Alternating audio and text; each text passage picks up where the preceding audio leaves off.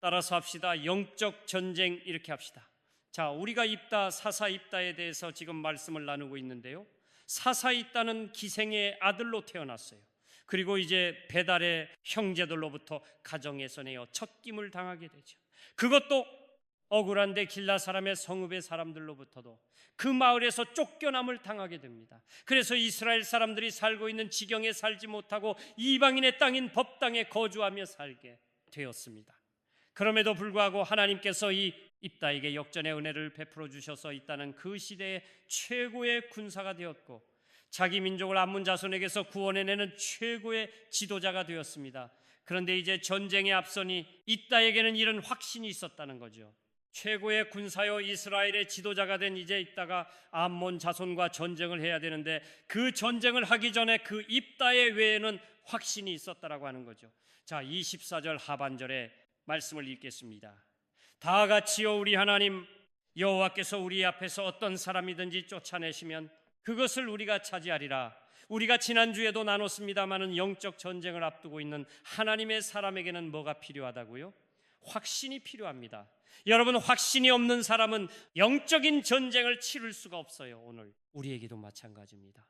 하나님이 나와 함께 계신다는 확신, 하나님이 나를 위해서 싸워주시면 반드시 내가 승리한다는 확신, 하나님께서 하나님의 자녀된 권세를 내게 주셨다는 확신, 하나님이 열면 누구도 닫을 자가 없고 하나님이 다 되면 누구도 열 자가 없다라고 하는 이 확신, 여러분이 확신이 있어야만이 영적인 전쟁에서 우리가 승리할 수가 있는 것이죠. 자, 암몬과의 전쟁을 앞둔 지도자인 입다에게 그 다음에는 어떤 일이 벌어졌어요? 여호와의 영이 임했다라고 하는 사실이죠. 자, 29절의 말씀을 읽겠습니다. 다 같이요. 여호와의 영이 이 땅에게 임하시니 이때가 길락과 므라세를 지나서 길로아스의 미스베에 이르고 길로아스의 미스베에서부터 암몬 자손에게로 나아갈 때에 전쟁을 앞두고 있는 입다에게 여호와의 영 성령께서 임하셨습니다. 근데 언제 성령께서 임하셨느냐가 중요해요. 암몬 자손에게로 나아갈 때 이 말은 무슨 말입니까? 이제 입다가 전쟁을 치르러 나아갈 때에 성령께서 임하셨다는 거예요. 그러니까 여러분, 나아가는 게 중요한 게 아니라 여호와의 영이 임하고 난 이후에 나가야 한다는 거죠. 그러니까 예수님께서 말씀하셨잖아요. 땅 끝까지 이르러 내 증인이 되라고 말씀하시면서 먼저 뭐예요? 성령의 권능을 받고 그리고 나아가라고 말씀하셨어요. 자, 그래서 선교회에 보게 되면 사사들이 전쟁에 나가기 전에 성령께서 임하셨다라고 하는 내용이 참 많이 기록되어 있어요. 자, 시간이 없기 때문에 다 읽지 않지만 언제 일도 마찬가지였고요. 기도원도 그랬고 삼손도 마찬가지입니다. 전쟁을 하러 나갈 때에 하나님의 영, 여호와의 영이 임했다는 것이죠. 그래서 그들은 여호와의 영으로 충만함을 받고 하나님의 영이 임했을 때에 그들은 전쟁에 나가서 승리할 수가 있었습니다. 자, 그러므로 우리에게도 뭐가 필요할까요? 여호와의 영이 임해야 합니다. 그런데 새 언약의 백성에게 우리들은 이미 성령께서 우리 안에 내주하여 계시잖아요. 그러면 성령께서 내주하여 계신다고 해서 거기서 끝나야 되는 거예요? 아니에요. 계속적으로 우리는 성령의 충만을 받아야 하는 것이죠. 그래야만이 내가 영적인 전쟁에서 승리할 수가 있어요. 내가 성령의 충만을 받아야 여러분, 우리 인생의 결박들이 풀어집니다. 삼손을 결박하고 있는 줄들이 여호와의 의미 있을 때에 불에 탄 삼처럼 끊어졌다고 그랬잖아요. 마찬가지예요. 하나님의 영이 우리 가운데 임하게 되면 여러분을 묶고 있는 인생의 결박들이 풀어지는 것입니다. 그래서 주의 영이 계신 곳에는 뭐가 있느니라? 자유함이 있느니라고 말씀하고 있는 것이죠. 자, 또 하나님의 영으로 우리가 충만함을 받아야 우리 앞에 있는 두터운 현실의 벽을 뛰어넘을 수가 있어요. 하나님은 우리 인생 가운데 고난을 면제해 주는 분이 아니잖아요. 고난을 이길 수 있는 힘을 주시는 거예요. 그게 바로 뭐예요? 성령의 능력입니다. 여호와의 영이 입다에게 임함으로 이제 입단한 암몬 족속과 전쟁을 하러 나가게 됩니다. 그런데 저 막상 전쟁을 하러 나가기 전에 입다는 하나님 앞에 소원을 하게 됩니다.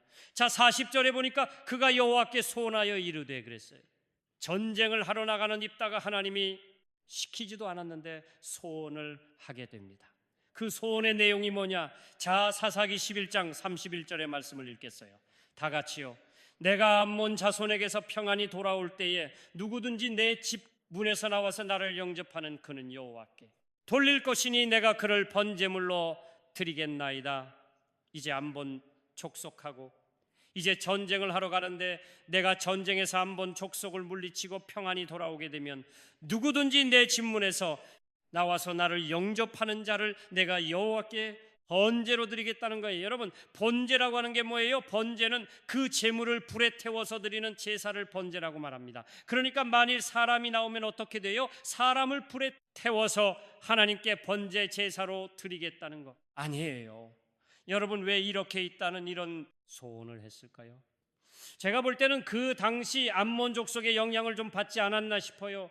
왜냐하면 당시 한번 족속은요, 자신들이 섬기는 뭘로 우상에게 자신의 자녀를 불살라서 바치는 그런 인신 제사를 드렸거든요. 하지만 하나님은 사람을 태워서 제물로 드리는 것을 엄격하게 금지했어요. 자, 128장 21절의 말씀을 읽겠습니다. 다 같이요. 불로 통과하게 함으로 내 하나님의 이름을 욕되게 하지 말라. 나는 여호와이니라. 여러분, 자녀를 불에 태워서 제사로 드리는 것은 그 뭐라고 말합니까? 하나님의 이름을 욕되게 하는 거라고 말씀하고 있어요. 또 신명기 12장 31절에 보게 되면 이런 말씀이 있습니다. 다 같이요. 그들은 여호와께서 꺼리시며 가정히 여기시는 일을 그들의 신들에게 행하여 심지어 자기들의 자녀를 불살라 그들의 신들에게 드렸느니라. 하나님은 이것을 가진히 여기신다라고 말씀하고 있어요. 그러니까 이따는요, 하나님께서 사람을 태워서 제사를 드린다. 이것은 율법을 어기는 거라고 하는 사실을 알고 있었어요. 그런데 왜 이런 소원을 했을까요?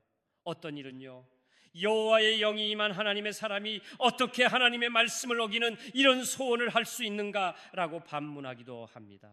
그러나 이따 역시 사람인지라 막상 이제 전쟁을 하러 나가려고 하니까 마음이 막 불안하고 초조하고 두려웠던 거야. 물론 입다는 우리가 이전에 살펴본 것처럼 믿음의 확신을 가지고 있었어요. 어떤 사람이라고 할지라도 우리 하나님 여호와께서 우리 앞에서 쫓아내시면 우리가 그 땅을 차지할 것이라고 하는 믿음의 확신이 있었습니다. 하지만 암몬 자손이 너무나 강하기 때문에 자칫하면 질 수 있다라고 하는 불길한 생각이 들었던 거야. 여러분, 이렇게 상황에 따라서 믿음이 흔들리고 불안하고 두려울 때가 있어요. 여러분, 그러잖아요. 우리도 하나님의 전에 나와서 이렇게 하나님을 예배할 때는 정말 확신이 있고 두려움이 사라지고 참대함이 있는데 막상 또 여러분들이 직장에 나가고 집으로 돌아가게 되면 여러분의 마음이 막 흔들릴 때가 있잖아요. 그렇죠? 그런 적이 있어요, 없어요? 나는 없어요 하는 분이 계세요. 아마 대부분의 사람들이 경험을 했을 거예요. 입다도 마찬가지입니다. 그래서 일단은 너무 불안하고 막 초조하니까 그 조급한 나머지 그냥 이런 소원을 하고 말았다고 하는 거죠. 근데 여러분, 만일 있다가 이 소원을 하지 않았다면 어떻게 되었을까요? 한번 생각해 보셨어요? 만일 있다가 이 소원을 하나님 앞에 하지 않았다고 한다면 있다는 암몬 자손과의 전쟁에서 패배했을까요? 저는 아니라고 생각해요. 하나님은 입다의 소원과는 상관없이 분명히 승리하게 하셨을 것입니다. 우리가 성경을 보더라도 하나님은 우리가 꼭 소원을 해야만이 일을 행하시는 분은 아니시잖아요. 여러분, 우리가 소원을 하지 않아도 하나님은 언제나 일하십니다. 그런데 이 땅은 그 불안과 두려움, 초조함 때문에 조급하게 소원을 하고 말았다라고 하는 거죠. 그러므로 이 땅의 소원은 그 전쟁에서의 승리가 기쁨의 승리가 되지 못하게 만들었다는 거예요. 그 전쟁에서의 승리가 기쁨의 승리가 아닌 슬픔의 승리가 되겠어요. 18년 동안 압제해서 그들이 고통을 당하다가 해방되었다고 한다면 그 기쁨이 얼마나 큰 축복이겠습니까? 그 엄청난 기쁨과 축복을 누려야 될 시간에 그들은 지금 처녀의 임박한 죽음을 슬퍼해야 되는 또 하나의 비극이 시작되는 그런 아픔을 경험하게 된 거죠. 뿐만 아니라 더 나아가 전쟁의 승리를 통해서 드러내고자 하시는 하나님의 은혜를 반감시켜버렸다는 거예요.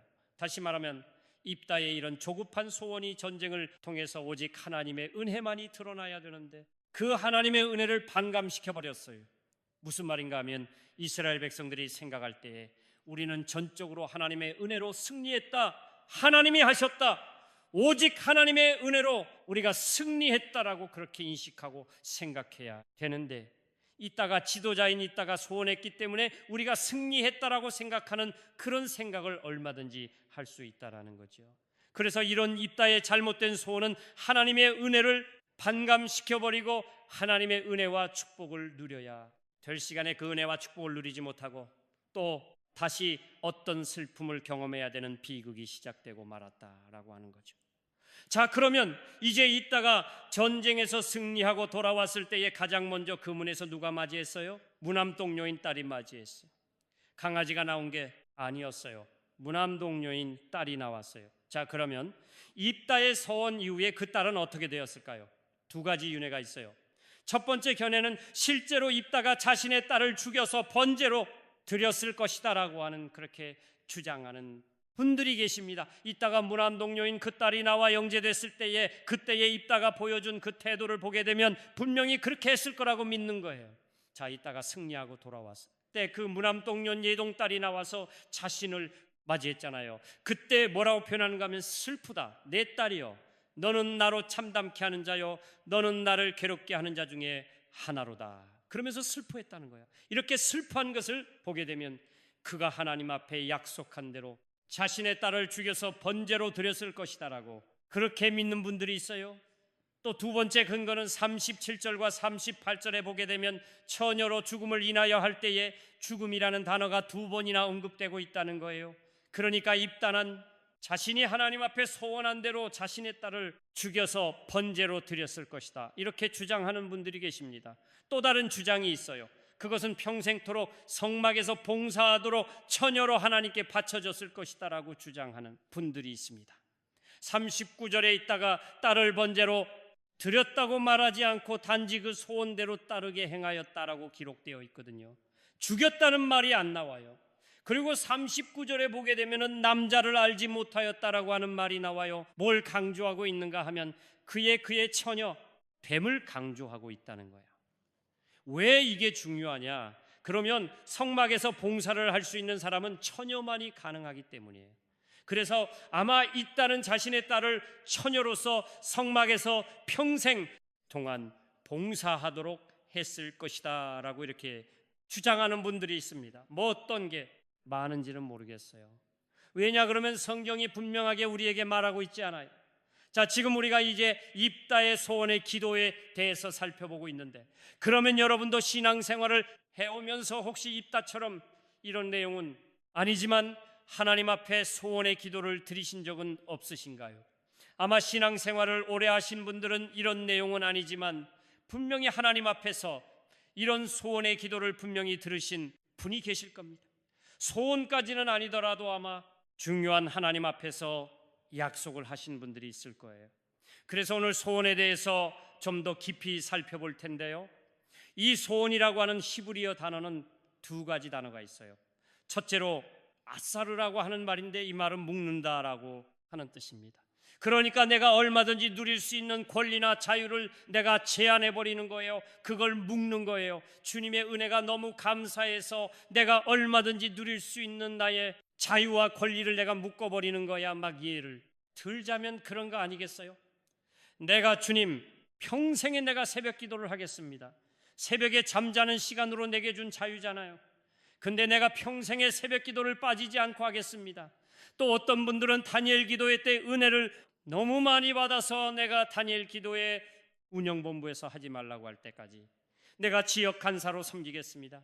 내 몸에 문제가 생겨서 더 이상 할 수 없는 그 상황이 될 때까지 제가 지역 간사로 섬기겠습니다. 이런 마음의 다짐과 소원, 저는 우리 교인들이라면 좀 해야 된다고 생각해요. 왜냐 그러면 지금 1,500명 정도의 지역 간사가 필요한데 아직 그 숫자가 없어가지고 고생들을 많이 하고 있습니다. 근데 여러분들이 받은 은혜를 잘 생각해보고 내가 15개 교회를 맡아서 그 교회를 위해서 기도하고 또 그 교회가 은혜를 받을 수 있도록 선교주는 일이라면 얼마나 귀합니까? 그러면 예의를 귀하게 생각하고 해야 되는데, 목사님들이 전화를 좀 불편하게 받는다는 이유 때문에 시험 들어가지고 1년 하고 안 하고 이런 분들이 많이 계세요. 그러면 안 됩니다. 그러니까 저는 여러분들이 지역 간사로 소원을 좀 많이 하기를 바라고, 서운했으면 그 소원을 꼭 지키기를 바라요. 아멘을 또 안 하시네요. 자, 두 번째로 이 서원이라고 하는 또 하나의 단어가 뭐냐 그러면 대르라는 말인데, 맹세한다라는 말에 자발적으로 어떤 희생을 결단하는 것을 말하죠. 감사의 표시로 자신의 가장 소중한 것을 내가 드리기로 결단하는 거죠. 입다의 소원이 발언의 대릅니다. 맹세한 거예요. 제가 주님을 위해서 내가 이렇게 살겠습니다. 은혜에 대한 감사의 결단이 바로 소원입니다. 그런데 사람들은 감사의 결단을 그것이 바로 소원인데 나중에 좀 생각해 보겠습니다마는 하나님과의 거래로 만들어버리는 분들이 있어요. 원래 소원은 나쁜 것이 아닙니다. 좋은 것입니다. 하나님 앞에서 헌신에 대한 결단이고 하나님이 내 인생 가운데 베풀어 주신 감사에 대한 결단이에요. 근데 이 소원 기도라고 하는 것 문자적으로는 이렇게 해석될 수가 있어요. 문자적으로 보게 되면 맹세하면서까지 진정으로 소원하는 것을 하나님께 아내는 것이다. 이게 소원 기도라는 거야. 그러니까 하나님 무엇을 해주세요? 그러면 제가 이렇게 하겠습니다. 이런 간구와 약속을 우리는 소원, 기도라고 생각을 합니다. 성경에 보게 되면 소원, 기도를 드린 사람들이 대표적으로 몇 사람 나와요. 야곱, 그리고 얼버무리 입다, 그리고 또 우리가 잘 아는 한나, 이런 사람들은 하나님 앞에서 소원 기도를 드린 대표적인 사람들이죠. 여러분, 야곱의 소원 기도를 아시죠? 야곱이 형의 예수를 속인 이유로 인해서 야곱이 형 에서를 속이고 장자권을 차지했잖아요. 나중에 이제 속았다는 생각에는 형이 자신을 죽이려고 하니까 외삼촌이 있는 하란으로 도망을 가다가 어떻게 됐어요? 이제 베델이라고 하는 광야에서 노숙을 하게 되었는데 그날 밤에 하나님이 그 야곱을 찾아오셨어요. 그리고 하나님이 이렇게 말씀하셨어요.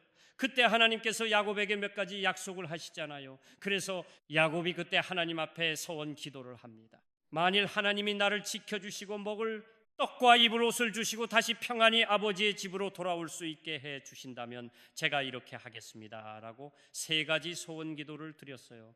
첫 번째가 뭐냐면 여호와를 나의 하나님으로 섬기겠습니다. 두 번째로 돌기둥을 세운 이곳이 하나님의 전이 되게 하겠습니다. 세 번째로 반드시 11조를 드리겠습니다. 이 세 가지 소원을 했어요. 하나님은요, 이 야곱의 소원을 들어주셨을까요? 들어주시지 않았을까요? 하나님은 들어주셨어요. 또 우리가 대표적인 소원 기도의 사람을 하게 되면 한나를 생각하는데 한나가 결혼했는데 아이가 없었어요. 그래서 하나님 앞에 이런 기도를 드리잖아요. 사무엘상 1장 11절의 말씀입니다. 다 같이요, 아들을 주시면 내가 그의 평생에 그를 여호와께 드리고 삭도를 그 머리에 대지 아니하겠나이다. 하나님은 이 소원의 기도를 들으셨고요, 사무엘이라고 하는 아들을 허락해 주셨어요. 그리고 한나는 그 소원대로 사무엘의 젖을 뗀 후에 곧바로 하나님께 드리죠. 그래서 소원을 이행을 합니다. 여러분, 소원은 반드시 이행할 것을 전제로 한 하나님과의 언약입니다. 그러니까 함부로 소원을 해서는 안 된다는 거죠. 예수님도 그런 말씀하셨잖아요. 헛된 맹세를 하지 말라고. 그러므로 여러분, 소원을 했다면 그것을 우리가 지키도록 해야 합니다. 사람과의 약속도 우리가 지키지 못하면 큰 실수를 하는데 하나님과의 약속도 우리가 지키지 못한다면 되겠어요. 그러니까 우리가 약속한 것은 지켜야 됩니다. 민수기 30장 2절에 그런 말씀이 있어요. 다 같이요, 사람이 여호와께 소원하였거나 결심하고 서약하였으면 깨트리지 말고 그가 입으로 말한 대로 다 이행할 것이니라. 따라서 하겠습니다. 결심하고 서약하였으면 다 이행할 것이니라. 그러니까 하나님 앞에서 내가 결단하고 서운했으면 어떻게 해야 돼요? 지키라는 얘기죠. 다윗은 여호와의 장막에 머무르며 주의 성산에 거할 수 있는 사람의 자격을 말하면서 그 마음에 선한 것은 해로울지라도 변하지 않은 사람이라고 말하고 있어요. 자, 시편 15편 4절입니다. 다 같이요. 그의 마음에 소홀한 것은 해로울지라도 변하지 아니하며 바로 이 사람이 주의 성산에 주의 장막에 머무르며 주의 성산에 거할 수 있는 자의 자격을 가진 사람이라고 말하고 있습니다. 그러므로 여러분, 지키지 못할 소원은 하지 않는 것이 좋습니다. 왜냐하면 나는 소원을 잃어버릴 수가 있지만 하나님은 소원을 잊지 않고 기억하고 계시기 때문입니다. 자, 그러면 내가 하나님 앞에 소원의 기도를 드렸는데 잘못된 소원의 기도를 드리는 경우도 있단 말이야. 그 잘못된 소원의 기도, 잘못된 소원의 기도가 뭐냐? 첫째로 하나님과의 거래 혹은 흥정으로 여겨서 소원하는 거예요. 근데 여러분, 이 소원은 하나님과 거래를 하는 게 아닙니다. 하나님이 이렇게 해주시면은요, 제가 이렇게 할게요. 근데 안 해주시면 저도 안 할 거예요. 이런 소원, 이런 거는 하나님과 내가 그 어뢰를 하는 것이지 소원 기도가 아닙니다. 다윗은 매일 아침 이런 소원 기도를 드린다라고 노래하고 있어요. 시편 61편 5절이죠. 읽겠습니다. 다 같이요. 주 하나님이여, 주께서 나의 소원을 들으시고 주의 이름을 경외하는 자가 얻을 기업을 내게 주셨나이다. 그러면 다윗이 드린 소원이 뭐예요? 바로 그 앞절이에요. 있겠어요? 다 같이요. 내가 영원히 주의 장막에 머물며 내가 주의 날개 아래로 피하리라. 그러니까 다윗은 매일 아침마다 이런 소원을 드렸다는 거야. 얼마나 아름다운 소원입니까? 그죠? 거래가 아니잖아요. 근데 어떤 분은 그래요. 목사님, 한나가 드린 소원의 기도는 거래가 아닌가요? 분명히 말했잖아요. 한나가 아들을 주시면 내가 이 아들을 삭도를 대지 않고 하나님께 드리겠습니다. 고래 아닌가요? 그런데 여러분, 이건 거래가 아니에요. 왜냐? 그러면 당시 아들을 갖지 못하는 것은 왜 아들을 갖지 못했느냐? 기업을 이을 아들이 없다고 하는 것은 그 이유가 뭐냐? 그러면 죄가 그 원인이라고 생각을 했어요. 그래서 아들이 없는 자는요, 하나님께로부터 저주를 받은 자로 여김을 받았고 구원을 받지 못한다라고 생각을 당했던 시절이에요. 그러니까 결혼해서 아들을 못 낳았어요. 그러면 저주받은 사람, 구원받지 못할 사람, 이렇게 인식이 되어 있었단 말이죠. 물론 한나의 마음속에는 꼭 아들을 내가 잉태해서 자신을 멸시하는 분인 나에게 내가 복수를 해야지 하는 그런 마음도 없지 않아 있었을 거라고 저는 믿어요. 왜 여자는 대부분 그러니까 가만히 있었겠어요. 자신이 아들을 못 낳아가지고 이렇게 멸시를 받는데 나도 아들을 알지, 이런 복수심도 있었을 거란 말이죠. 그러나 한나의 소원 기도는 하나님의 구원의 은혜를 맛보려는 소망이 더 컸거야. 그래서 한나는 아들을 얻고 난 다음에 이렇게 하나님을 찬송하잖아요. 다 같이 시작. 내 마음이 여호와로 말미암아 즐거워하며 내 뿔이 여호와로 말미암아 높아졌으며 내가 주의 구원으로 말미암아 기뻐함이니라. 하나님이 아들을 주신 것을 뭐라고 말해요? 주의 구원이라고 말하잖아요. 그 시대들이 배경이 그렇다는 거예요. 그래서 하나님께서 자신의 소원 기도를 들어주시고 사무엘이라고 하는 아들을 주셨는데 그것을 뭐라고 말하냐면 주님께서 내게 베풀어 주신 구원이라고 말하고 있어요. 자, 그러니까 첫 번째 잘못된 소원 기도가 뭐예요? 진정한 신앙의 고백이 아닌 하나님과의 거래 혹은 흥정으로 여겨서 소원하는 것은 잘못된 거다. 두 번째는 소원의 내용이 하나님의 말씀에 합당하지 않는 것이 있어요. 오늘 본문이 나오는 입다가 대표적인 사람이죠. 사람을 번제로 드리는 것은 말씀을 어기는 거잖아, 그죠? 근데 입다는요, 그런 소원을 했잖아요. 그러니까 하나님의 말씀을 어기는 것, 하나님의 말씀에 부합하지 않는 것들은 뭐예요? 아무리 소원을 해도 그것은 잘못된 소원이라는 거야. 뭐 이런 소원도 있을 수도 있잖아요. 하나님 제게 힘을 주시면은요, 저를 이렇게 자리 높여 주시면은요, 제가 반드시 복수를 하겠습니다. 이런 것도 마찬가지예요. 하나님 원수를 사랑하라 그러는데 복수를 하겠다라고 말한다면은 이런 것도 역시 뭐예요? 잘못된 소원이라는 거죠.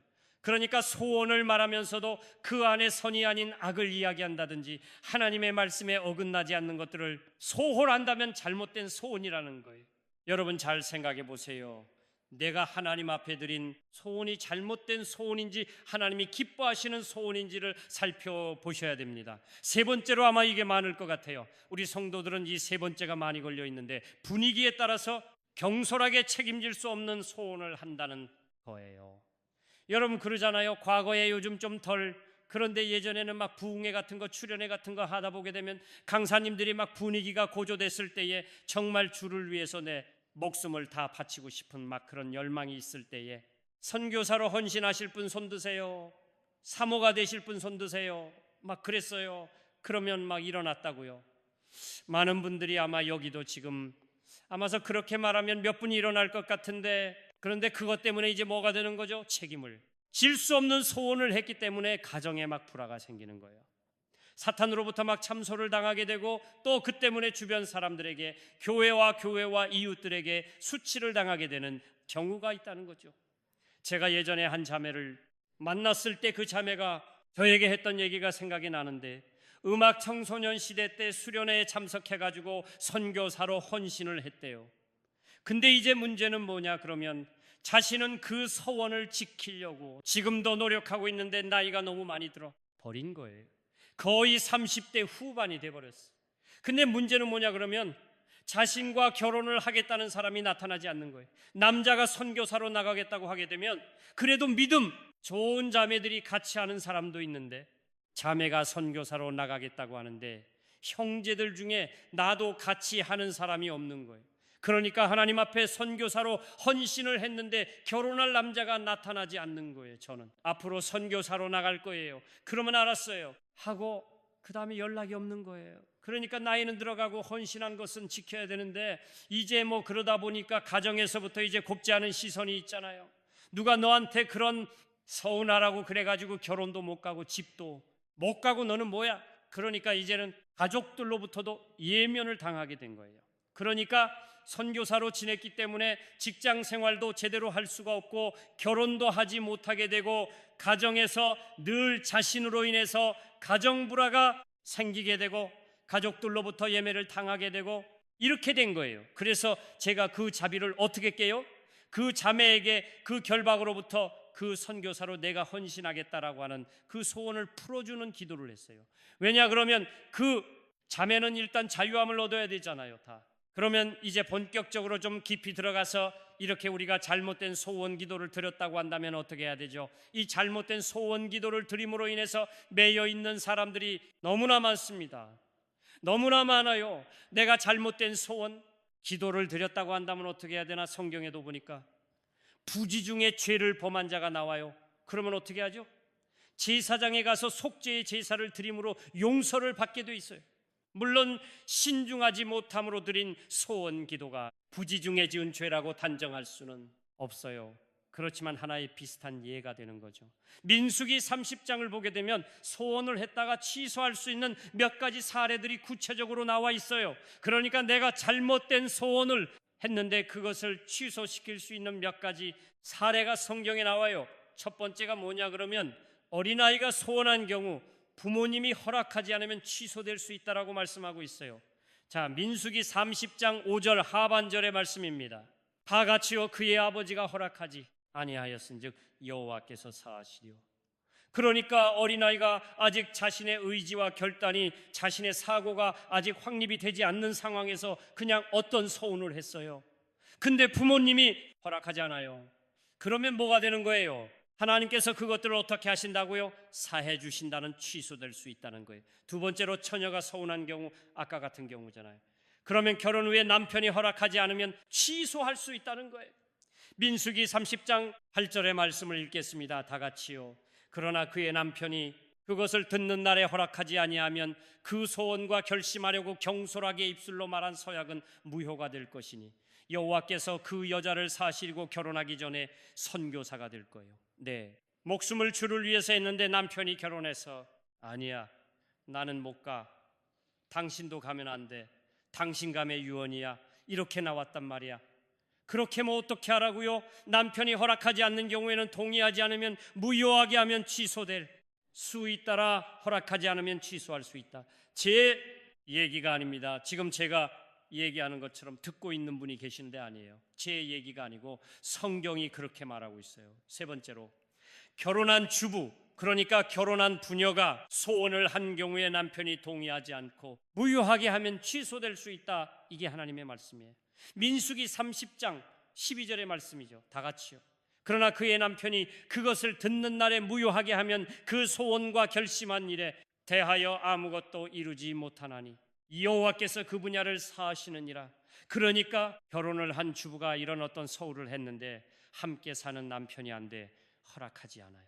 그러면 그 소원은 취소될 수 있다라고 말합니다. 자, 여러분 이것을 보게 되면 하나님께서요 그 부모의 권위, 그 남편의 권위를 얼마나 존중히 여기는가를 알 수 있어요. 여러분 그렇죠? 하나님께서요 우리 가정에 그 부모님의 영적인 권위, 또 가정에서의 남편의 권위를 얼마나 하나님이 소중하게 여기는지를 우리가 알 수 있습니다. 아무튼 하나님은 일방적인 경솔한 소원으로 인해서 가정에 불화가 생기는 것을 옳지 않으신다는 거예요. 물론 우리가 서운한 기도는 깨뜨리지 말고 그가 입으로 말한 대로 이행을 해야 하지요. 그러나 잘못된 소원을 내가 드렸다고 한다면 철저하게 회개함으로 그 소원을 취소할 수 있다라고 하는 것입니다. 자, 지금까지 우리는 이 땅의 소원에 대해서 좀 자세하게 생각을 했습니다. 이제 입다는요 전쟁을 하기 전에 이렇게 소원을 했고요, 이제 전쟁을 하기 위해서 암몬 자손에게로 나아갑니다. 32절입니다. 다 같이요 그들과 싸우더니 여호와께서 그들을 그의 손에 넘겨주시매 이게 입다가 암몬 자손에게 이르렀다는 말이 있어요. 이 이르렀다라고 하는 말은 전쟁을 하기 위해서 실제로 나아갔음을 말하죠. 이 땅은 암모론에 대한 전쟁을 결의한 다음에 지체하지 않고 곧바로 암몬 자손과 싸우려고 나아갔다라고 하는 것입니다. 근데 여러분 잘 보세요. 32절과 33절을 묵상해 보게 되면 하나님은요 그 싸움의 과정에 대해서는 전혀 언급하고 있지 않아요. 여러분 싸움에는 과정이 있을 거 아니에요. 근데 그 싸움의 과정에 대해서 전혀 언급을 하지 않아요. 싸움의 과정에 대해서는 언급하지 않습니다. 어떻게 싸웠고 매복을 했느냐, 어떤 전투를 했느냐, 이런 얘기가 전혀 없습니다.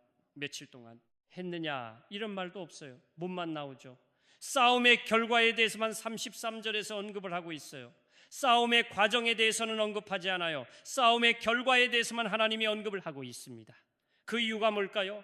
전쟁 그 자체가 사람이 싸우는 사람에게 속한 전쟁이 아니라 하나님께 속한 전쟁임을 분명히 하기 위해서입니다. 그 진정의 배후에서 누가 일하고 계신다는 거예요? 하나님이 일하고 계신다는 거예요.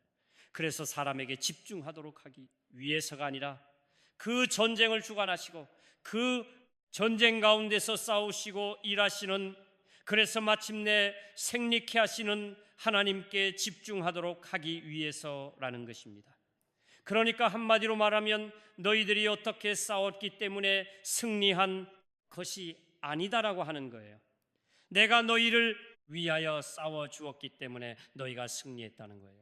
그렇기 때문에 승리의 과정에 대해서는 언급하지 않아요. 승리의 결과만 언급을 하고 있어요. 그럼 어떻게 승리했다라고 말하죠. 32절 하반절에 이런 말씀이 있습니다. 다 같이요 여호와께서 암몬 자손을 입다의 손에 넘겨주셨기 때문에 승리했다는 것입니다.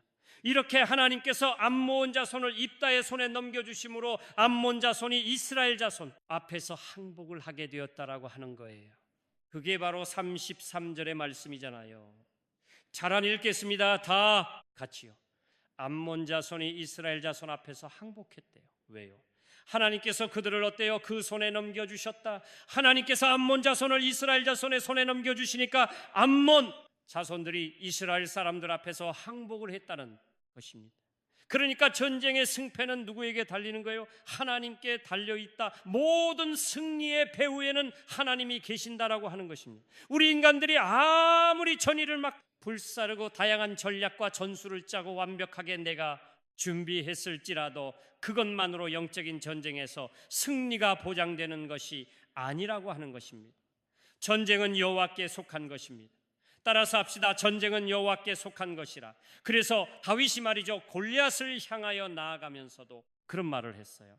자, 사무엘상 17장 46절과 47절을 읽겠습니다. 다 같이요. 온 땅으로 이스라엘의 하나님이 계신 줄 알게 하겠고 또 여호와의 구원하심이 칼과 창에 있지 아니하므리 무리에게 알게 하리라.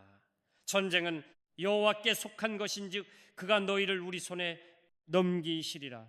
여러분, 언젠가도 제가 골리앗과의 다윗과 골리앗의 싸움에 대해서 나누면서 묵상한 적이 있는데, 다윗이 골리앗을 향하러 나아가면서 골리앗과 싸우기 위해서 나아가면서 세 가지 말을 합니다. 첫째로 온 땅으로 이스라엘의 하나님이 계신 줄 알게 하겠다.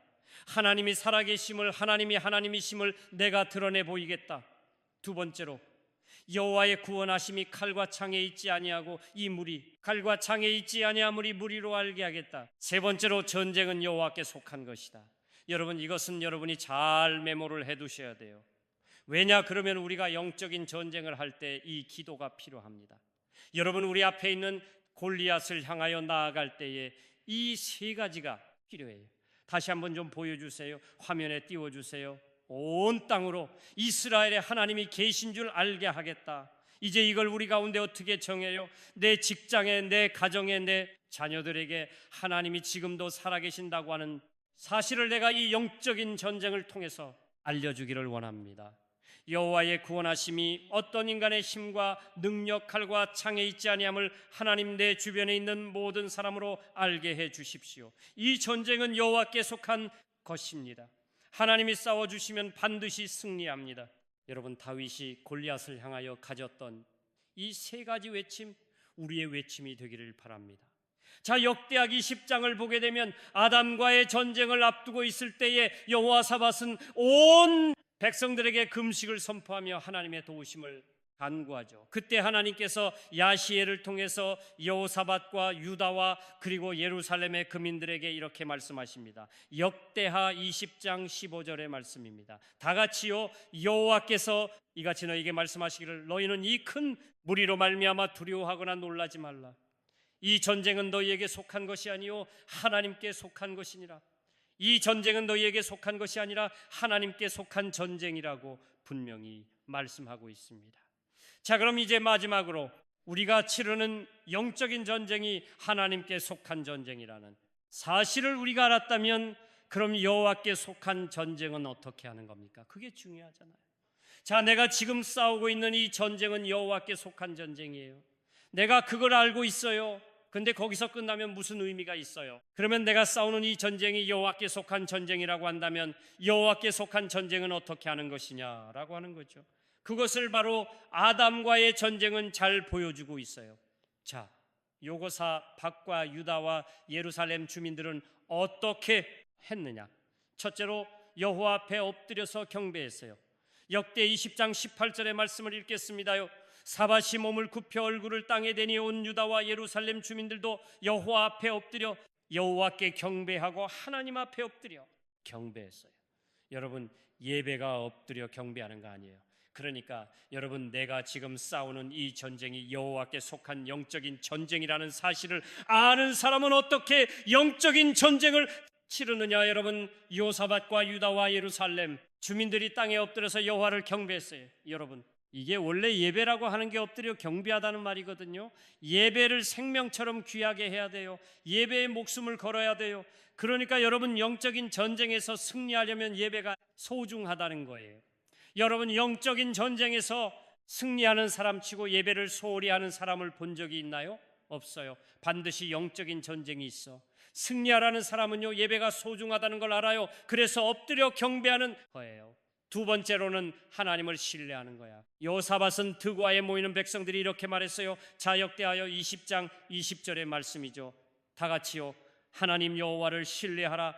그리하면 경고에 서리라. 그걸 선지자들을 신뢰하라. 그리하면 형통하리라. 전쟁을 하러 나아가는 백성들에게 여호와를 신뢰하고 지도자를 신뢰하라고 말하죠. 그렇습니다. 여러분, 이 전쟁은 하나님께 속한 전쟁이다. 그러니까 반드시 하나님이 나보다 앞서 행하시면서 나를 위해서 싸워주실 것이다. 우리 흔들리지 말자. 여러분, 여호와를 신뢰해야 돼요. 이게 영적인 전쟁입니다. 세 번째로는 군대 앞에서 여호와를 찬양했다라고 하는 거예요. 역대하기 10장 21절의 말씀을 읽겠습니다. 백성과 더불어 의논하고 노래하는 자들을 택하여 거룩한 예복을 입히고 군대 앞에서 행진하며 여호와를 찬송하여 이르기를 여호와께 감사하세. 그의 인자하심이 영원하도다. 박수 지하심으로 그들이 배웠나니. 이 12절까지 다 읽었네요. 자, 이 11절과 이 12절에 보게 되면 이 말도 안 되는 거예요. 지금 전쟁을 하러 가게 되면 칼과 창과 제 현거로 무장을 하고 나가야 되는데 군대 앞에서 노래하는 자들을 세워가지고 예복을 입혀서 하나님의 성품을 노래하겠어요? 군대 앞에서 행진하고 여호와를 찬송하고 감사하세. 그의 인자하심이 영원하도다. 여러분, 이 노래도 전쟁을 하러 나가는 군가가 아니에요. 여러분, 군가 있잖아요. 믿는 사람 이렇게 불러야지. 근데 여기 보면은 지금 그런 게 아니에요. 여호와께 감사하세. 그의 인자하심이 영원하다. 감사하세. 찬양할 때 감사하세요. 이렇게 안 하잖아요. 그러니까 군대 안 갔다 오셨죠. 그러니까 감사하세 하는 여호와의 인자하심을 감사하며. 적들이 받을 때 얼마나 웃기는 거야. 이게 싸우러 오는데 지금 예복을 입혀가지고 성가대가 찬양하고 와요. 진짜 기분 나쁜 거예요, 상대방이 봤을 때는. 근데 여러분, 이게 뭐예요? 한마디로 말하면 전쟁은 하나님이 하시지만 어때요? 우리는 그 하나님을 가까이 해야 되는 거예요. 그래서 여러분, 결론적으로 말씀드리면요, 영적인 전쟁은 하나님께 속한 전쟁이기 때문에 나와 하나님과의 친밀함이 중요합니다. 내가 얼마나 하나님과 친밀하냐, 얼마나 내가 지금 하나님과 친밀한 사귐을 갖고 있느냐, 내가 얼마나 지금 하나님을 뜨겁게 예배하고 하나님을 찬양하고 있느냐, 내가 얼마나 하나님을 신뢰하고 있느냐. 여러분, 이것이 영 전쟁에서의 가장 중요한 겁니다. 영적인 전쟁을 해보게 되면 여러분 누가 이기냐? 그러면은요, 하나님과 가까운 사람에게 하나님을 신뢰하고 하나님을 예배하고 끝없이 하나님을 찬양하고 이런 사람들이 나가면 사탄이 7줄로 도망가고 사탄의 경관이 무너지고 하나님의 나라가 임하는 그런 역사가 일어납니다. 전쟁은 하나님이 하시지만 우리 역시 그 전쟁에 참여를 해야 합니다. 왜냐하면 싸움에 참여하지 않으면 하나님의 일하심을 볼 수가 없기 때문이죠. 여러분이 정말 중요한 것은 전쟁은 하나님께 속한 전쟁이라고. 그래서 나는 아무것도 하지 않고 있으면 안 되는 게 아니에요. 나는 너 역시 그 현장이 전쟁의 현장에 참여를 해야 돼요. 여러분 생각해 보세요. 다윗이 골리앗을 향하여 나가지 않았다면 쓰러진 골리앗을 볼 수가 없었겠죠. 입다가 역시 나아가서 그들과 싸우지 않았다고 한다면 여호와께서 그들을 자신들의 손에 넘겨주시는 하나님의 승리를 경험할 수가 없었겠죠. 그러니까 전쟁은 하나님이 하시지만 우리 역시 그 전쟁의 현장에 있어야 한다. 그 전쟁에 나도 참여하고 있어야 된다는 거예요. 잘못하게 되면 하나님께 속한 조정이니까 하나님이 아세요, 나는 나중에 이겼다고 말하며 전리품이 어디로 갈게요? 이건 아니라는 거예요. 전쟁은 하나님께 속한 전쟁이고 하나님이 우리를 위하여 나가서 싸우시지만 우리 역시 그 전투의 현장에 있어야 한다는 거예요. 그래야 그 현장에서 하나님이 일하심을 볼 수가 있는 거예요. 싸움은 하나님이 하시지만 축복은 누가 누리죠? 그 전쟁에 참여한 저와 여러분이 누린다는 거예요. 영적인 전쟁은 하나님께 속한 전쟁입니다. 그러므로 우리도 그 현장에 있어야 하고 그 현장에서 하나님 가시는 일을 보아야 되고, 그리고 그 승리의 축복은 누가 누리는 거예요? 저와 여러분이 누리는 것입니다. 영적 전쟁은 이렇게 하는 것입니다.